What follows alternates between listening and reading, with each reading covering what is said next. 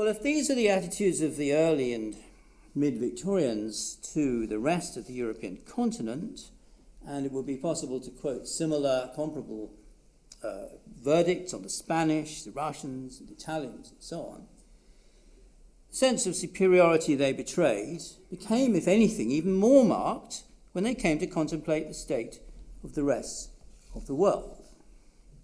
At least the Europeans were Christians. The same could not be said of most of the inhabitants of the rest of the globe.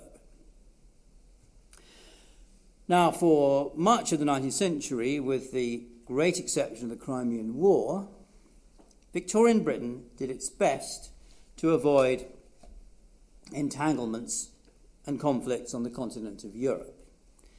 And if continentals were regarded as backward and inferior, the hope was expressed by many Victorians that they were bound in the end to improve and modernise by their own efforts and become, in effect, more like the British, liberal, industrialised, progressive, clean. This is behind many writings on continental politics and history, such as that, for example, of G.M. Trevelyan on the Italian Risorgimento, and of course of the involvement of Britons in many liberal causes in the continent, like those who travelled with Garibaldi and his thousands to fight for Italian unification, or earlier in the century, who, like Byron, went to support the cause of Greek independence. And the idea that they could, by their own, Europeans would, by their own efforts, become more liberal, more progressive, cleaner, and so on, could be said also of the largely self-governing, increasingly self-governing colonies settled by British emigrants. Canada, Australia, New Zealand, to a lesser degree South Africa.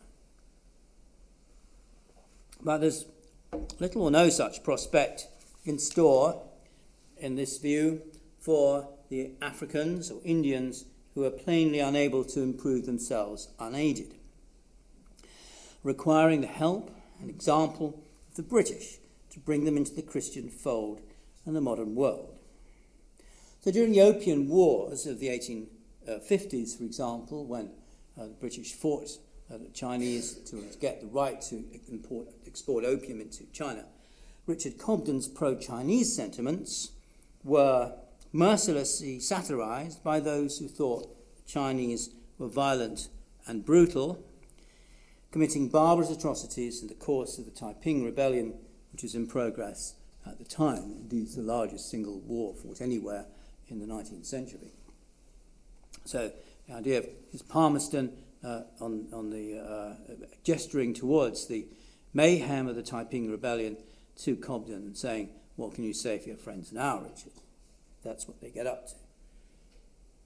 An exception was made to this general principle that people beyond Europe could move to a higher state, as it were, become more like the Victorian British, but they needed help to do so. Exception was made when Victorians often contemplated the fate of the peoples they regarded as the most primitive, in inverted commas, in the empire, is the word they used, such as American Indians, they called them, South African Bushmen, or Australian Aborigines. Doomed to virtual extinction, these races were widely seen simply too backward for rescue. But this did not, in much of the Victorian writing about these groups of people, amount to a justification of their extinction. On the contrary, their treatment by settler colonists was widely condemned in Britain, amid severe censure of the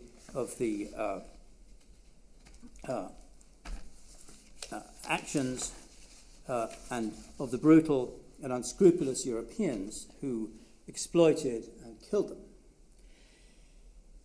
Dominant Victorian notions of racial and, this in the early part of the century, cultural superiority had a strong moral and religious content.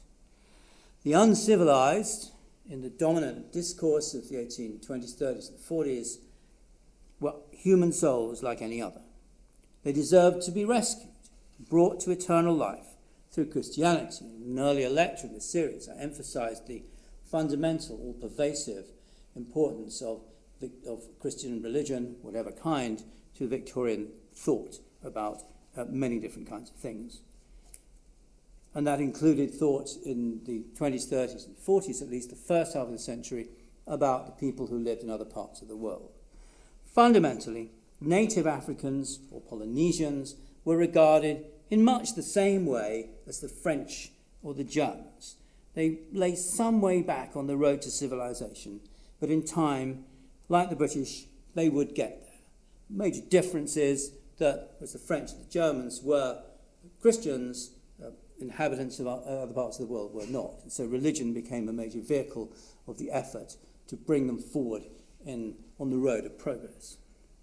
So school textbooks in early and mid-Victorian times reminded their young readers that 2,000 years earlier, Britain's inhabitants, in the age of Boadicea, as they called her, had, as one book put it, been nearly as low on the scale of humanity as her new colonists in after times found the aborigines of the New World. All the Britons, this textbook told the schoolchildren, all the Britons went without any clothing, except the skins of wild beasts thrown carelessly over them. They painted their bodies a sky blue colour in rude forms of flowers, trees, and animals. Instead of houses, they had little mean huts. They tilled no ground. It is not a particularly accurate description. I'm just giving you an example of a textbook at the time. They tilled no ground. Their food was game and fruits. Their arms were a shield and short spear. To the lower end of the latter was fastened a bell of brass to frighten their enemies when they shook it. So here's the kind of mayhem that went on in illustrations of the ancient Britons. You can see, indeed, that they're not really wearing many clothes, so the parallel is obvious.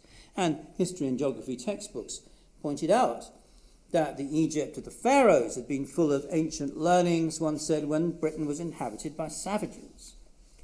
And Britain had eventually emerged, of course, from the Dark Ages, as the Victorians said, congratulating themselves on this, and there was hope, therefore, that Africa would one day cease to be the dark continent.